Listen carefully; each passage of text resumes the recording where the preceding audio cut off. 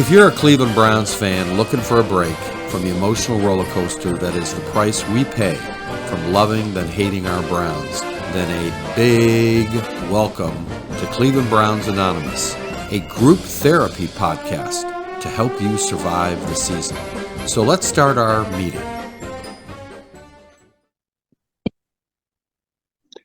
Hi, everybody. This is an emergency podcast for long-suffering Browns fans. I think we're in a critical care section, intensive care, whatever you want to call it, section. I haven't felt this way since the dark days of Hugh Jackson. With me is Brooke with our emergency meeting. Brooke, Monday.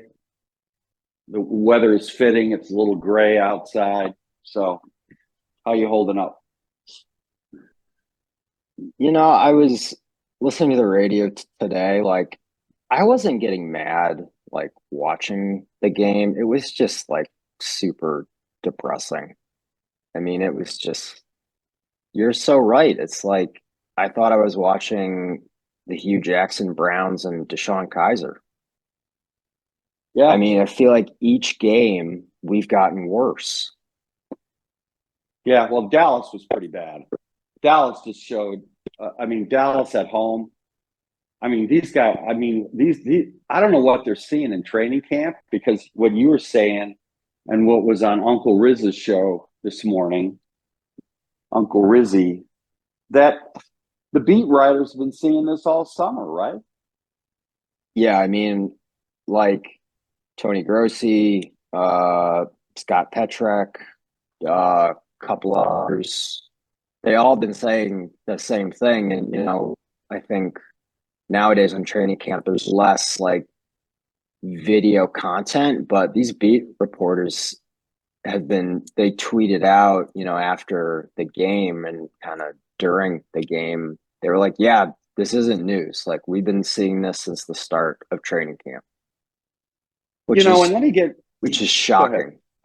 Well, and I think that's what is depressing about it. The one thing, if we were going into the season with the idea that, hey, we're in building year, that great year with Baker when they started putting together, they had last game against the Ravens.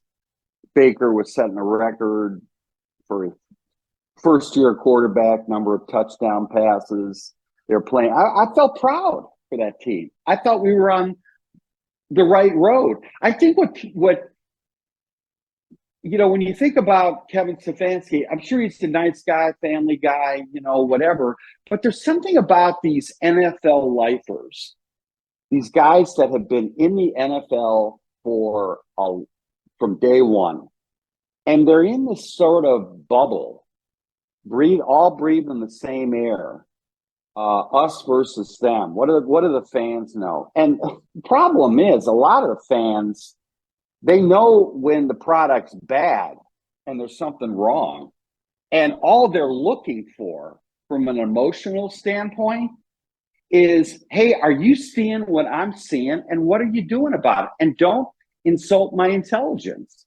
I was thinking, Brooke, folks, we have Riley Painting and Contracting business I started 50 years ago. And I learned a long time ago, probably 30, 40 years ago, when I'm dealing with my customers, how many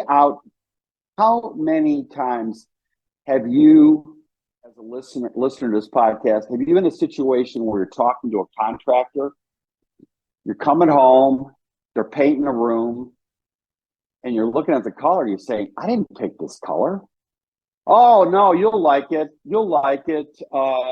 It'll darken up, give it some time. Oh, you're going to like it. It's a great color, because they don't want to change the color. Right, Brooke? Yeah.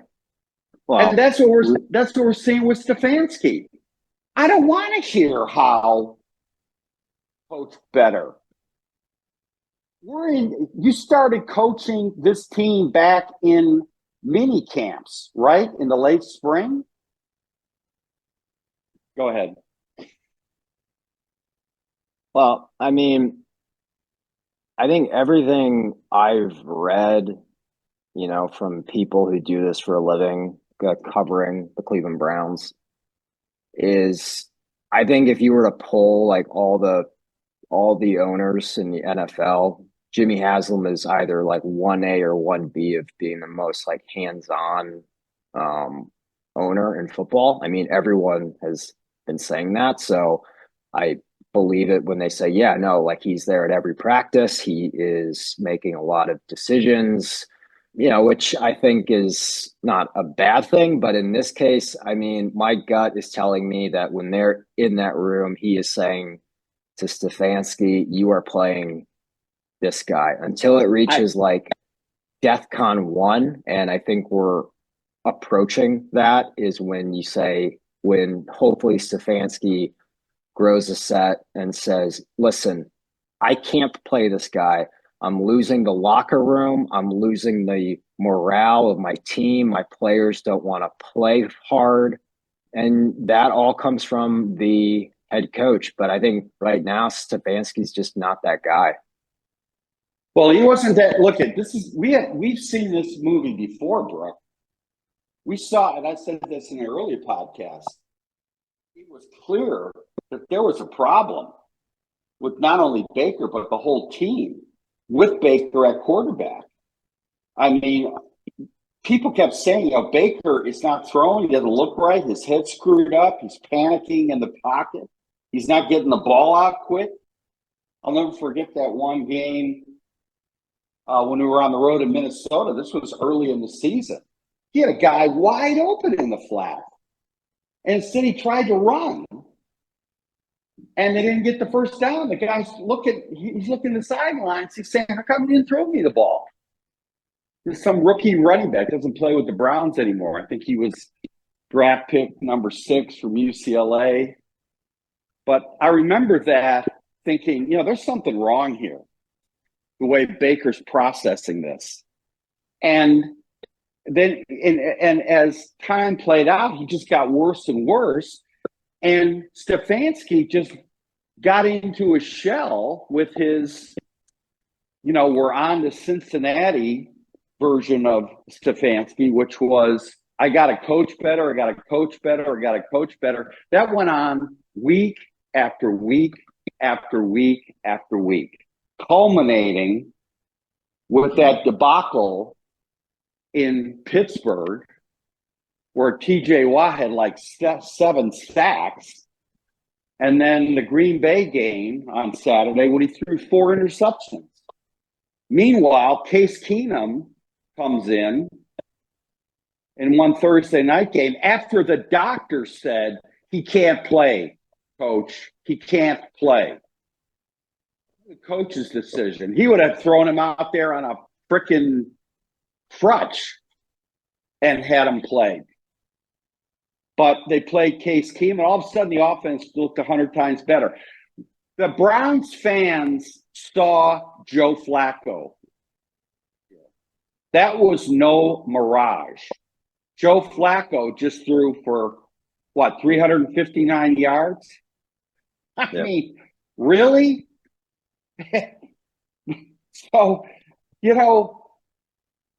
Brooke, take over here. I got to catch my breath. I'm on suicide watch, right? Yeah. Go on mute. Go ahead, No, Brooke. I think listen, I mean, I think you and I, we agree on some stuff. We disagree on other things. I think there's a lot of behind the scenes things that are going on here. I like to believe that Stefanski is a smart guy, but I just really think that this call is coming from the top. I mean, every beat reporter is saying that. I mean, I was on TikTok last night and I'm watching The Ringer, I'm watching Barstool Sports, and they're all saying the same thing, that this is a Jimmy Haslam thing. I mean, when you hand a guy a check, a fully guaranteed contract, I mean, they're going to say, like, you make him play. And who knows, like, maybe they're making him play because they want to just, like, keep losing. I don't know. I mean, it's a shit show. I mean, it's a total shit show. There is hold on. There is no hope. I think, like, if I were in charge, what I would do is I would bench Watson. I would fire Ken Dorsey. That guy's useless. I mean, And all these like 12 men on field, like the plays there. I mean, like, it's 3rd and 9 and Watson's throwing a little 3-yard pass. I'm like, what the hell is going on here? And it's just so yeah, depressing. yeah, and what's making it even more depressing is we've got guys like Njoku, Miles, Denzel. We got guys that their windows are closing, Nick Chubb, and Nick Chubb. I mean, you what do you got an think old. he's I mean, thinking? He's like, what? I'm coming back to this? yeah. I mean, you just I mean, watched that sideline yesterday. I mean, it's bad. And like that's why it's like you're at the point now where I've heard this a lot.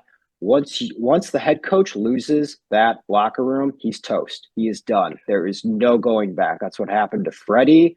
That's what happened to Hugh Jackson. Once those guys are like, hey, this head coach doesn't know what the hell he's doing, you're done. So in Stefanski's case, hopefully soon he's like, you know what? Screw this. You're on the bench. Winston, give him a second chance, have some fight, have some heart. But this kind of like throwing your hands up, when it's 4th and 3. And yeah, did you watch that play, that 4th and 3, where he's calling? I mean, because Stefanski's like, all right, it's 4th and 3. I know we're still down. Screw it. We're going to go for it. Good.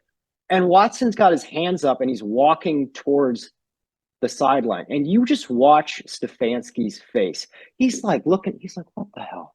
Why are you walking back here?" And yeah, you're right. Stefanski, hopefully he's like, "All right, screw this. We're done. We're done." he's at a crossroads here.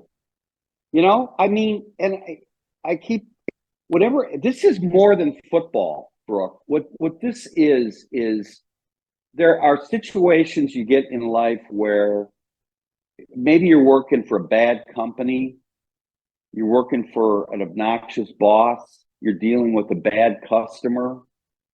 You're at a crossroads. You either do something different or you just go in your shell and hunker down and don't want to face reality.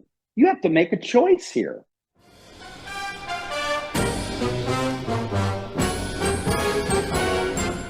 Hey, let's stop here. We got to pay some bills. 30 seconds, and we'll be back. Getting your house ready to sell, or you just need some basic repairs, and you can't get anybody to come out or even return your phone call. Then call Riley Painting and Contracting, your home mechanics, for all of your home repair needs, from electrical, plumbing, roof repairs, and getting your house ready to sell. 45 years in the business, a AAA on the Better Business Bureau. And we're on the preferred contractor list in Cleveland Heights and Shaker Heights. You can contact us by calling 216-371-8160 and leave a message. And guess what? We'll call you back.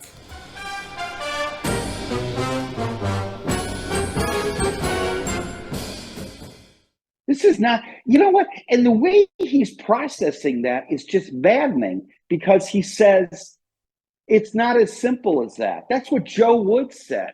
That's what they said about defensive coordinator Joe Woods. Oh, it's not as simple as changing the coordinator. Yeah. You know what? No, guys, it is that simple. Sometimes it really is simple. You fire the customer, you quit the job, you change how you're doing things, you fire people in your business that are just dragging everything down, right, Brooke? And you have a saying, right? You have a saying, I mean, this is Cleveland Browns Anonymous. What's that saying in AA? It's not easy, it's simple. Yeah. Yeah, this is a choice, Kevin Stefanski. And this is on him. It's not Haslam. Haslam is irrelevant. Because Stefanski has a choice. I mean, but yeah, if Stefanski says, "Hey, Jimmy, I'm benching him, I'm playing Jameis," and Jimmy says, "You do that, you're fired." Fine, I'm out of here. I got a contract, and guess what? His stock value in the NFL just went up. Because everybody knows if Haslam's pulling the strings, if this is the truth, but I'm not doubting it, what you're saying with the beat writer. If this is true, Stefanski's stock goes up. Look at Mike Pettin. Where's he coaching? Shermer. All these people that at the end of the day did not understand like to be a head coach. And then you look at the great, the Bill Parcells. I mean, the legendary coaches. They always were in charge. Always. Sometimes it didn't work out. Now, you made a great point earlier. Guess who's the coach in waiting? Yeah, Mike Vrabel. Could be an Andy Reid move. Maybe Haslam says, you got to make a change here. I'm not making a change. This is it. Okay, you're fired. Mike Vrabel steps in, interim coach. First thing he does, he sends a message to look at the ultimate message in sports is the best player plays in practice, irregardless of contract, irregardless of what you're paying him. Player plays. And all you got to do is go back 20 years plus, Drew Bledsoe and Tom Brady. Brady was clearly quarterback. Bledsoe. Everybody in the organization knew that. Bledsoe came off the IR. Expecting to get his job back? No, we're going with Brady. Brady's the rookie, the 6th round draft pick. And that was the cornerstone of that dynasty. So the decision, the best decision Belichick ever made. He's paid to put the best team on the field. If somebody's dropping passes, focus, looking at you, Amari Cooper. There was a story in Terry Pluto today talking about Amari Cooper that after a while, he runs out his welcome at these teams when he starts complaining about contract. That's why Dallas unloaded him. He could be a playing for a contract guy. You got a Watson, who's clearly not good. I mean, there are reasons why this locker room is the way it is. And then last point, Brooke, and then I'll flip it over to you. Do you remember who was that defensive end a couple years ago? He used to play? Clowney. What did Stefanski do with Clowney? Thing. Purnell. Braylon Edwards had a hissy fit. Are the moments where you have to show the team you're in charge or you're not. Stefanski may have reached, unfortunately, the Hugh Jackson Peter principle. These are decisions that require somebody who's truly the ability to be a top flight head coach. Back to you. I'm putting the mute on. Go ahead. Yeah, I mean, I don't know. I keep going back and forth. I think that my gut is telling me that this decision is coming from the top, i.e. ownership. That's just what my gut is telling me. And in terms of Stefanski, I mean, it's like that saying from that movie Side Effects, like past behavior is a perfect indicator of future events. I mean, if we know how this goes with Stefanski, I mean, I don't think he's going to change. So if he's not going to change, I mean, look, if they proceed in the season the way they are now, you better believe there are going to be changes upcoming. That's either the quarterback's gone, the head coach is gone, or both. So I think we can all agree that one of those scenarios will happen. I think the best thing is, Watson stops playing and Stefanski continues, and, he's learning. He's a young coach. I mean, he's a 2-time coach of the year. I mean, I don't think he's completely inept. I mean, I suspect if he's going home, he's talking to his wife and his wife's like, how you doing? And he's probably like, well, I can't keep playing. I can't keep starting him. He sucks. We have a plan. Wait a minute. To go into it. Oh, oh, there you go. Okay, mute's off, Brooke. I got to jump in here. Look at Watson didn't get hurt last year. He would have been playing him. He had a good second half against Baltimore, then he gets hurt. But prior to that, he was all over the place. He was no Patrick Mahomes. He wasn't lighting it up like CJ Stroud or whatever. Flacco comes in. It was an immediate difference. You saw it on the field. And that's how Stefanski rode Flacco to being coach of the year. I want Andrew Berry, Stefanski. I want the Browns to be like the Guardians in terms of connectivity between team, scouting, coaches, managers, front office, and ownership. I want everybody to be on the same field. And right now it's not. They're not playing the right person. And that is what is so disheartening. The customers are us, the Browns fans, Uncle Rizzy, Fan Talk, Dog Nation, whatever.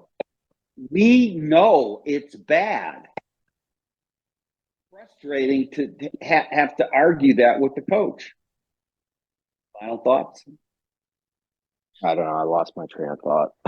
Okay. I'm going to add one more final thought. The Boston Red Sox,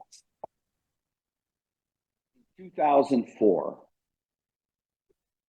the year they finally broke the curse of the Bambino, they had a shortstop, Garcia Parra, who was their anchor, who was the face of the Red Sox. It was the Drew Bledsoe version of, in baseball. And in the middle of the season, they traded him. And the Red Sox turned it around. There was something about his leadership that was more about him than more about the team. And that team took off and they won the World Series. Back in the day, before you were born, folks, do you remember the legendary Brian Sipe? 15th round draft pick. They had 15 rounds in those days, Brooke. Talk about Tom Brady in the 6th round. Sipe was in the 15th round. He was on the what they called the practice squad. It was called the taxi squad. And their number one pick was a guy out of USC, left-hander, Paul McDonald. And Paul McDonald, they thought was going to be the next Kenny the Snake Stabler, left-handed. But McDonald, when he came in there, he had the classic rookie deer in the headlights, the NFL pass rush, which is what you're seeing with Watson, who's been out of the game for a couple of years. He goes back. He's not going through his progressions, first read, second read, in under 3 seconds. He's looking at where the rush is. That's what Paul McDonald was doing. And then the last game of the season, I think this was in 77, 78. Look it up, Brooke, on Wikipedia. Stipe plays the last game because McDonald is hurt.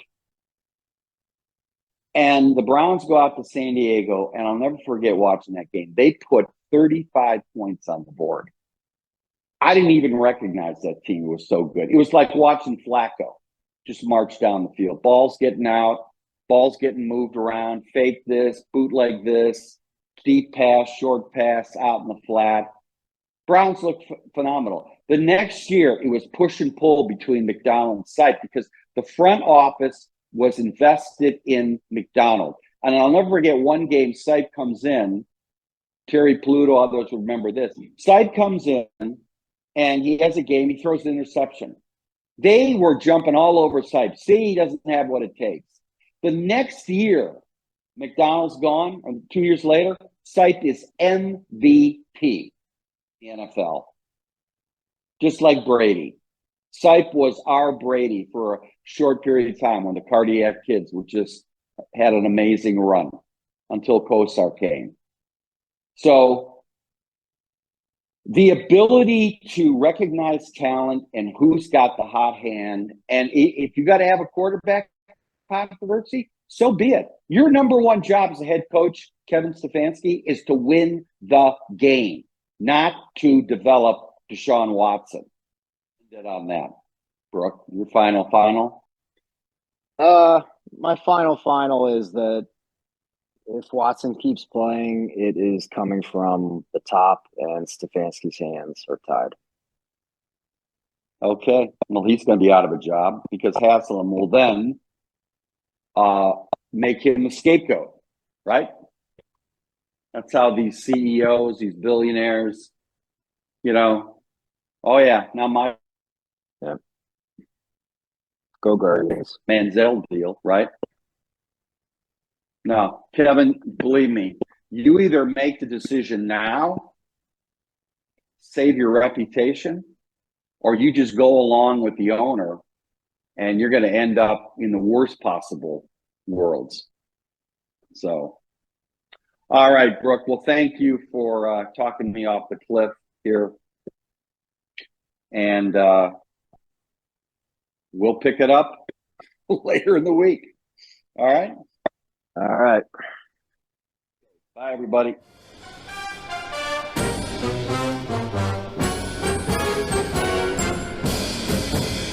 Thank you for listening to the Cleveland Browns Anonymous podcast with Mike Riley.